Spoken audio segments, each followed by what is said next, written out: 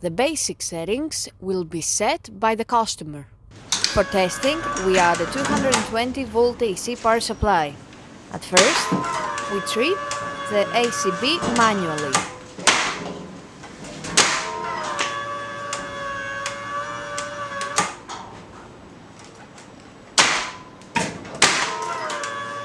Then, we trip the ACB with the help of the UVT.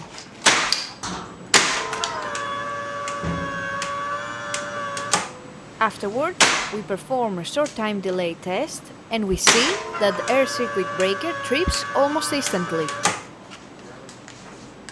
Lastly, we perform a long time delay test and after about 15 seconds, the ACB trips.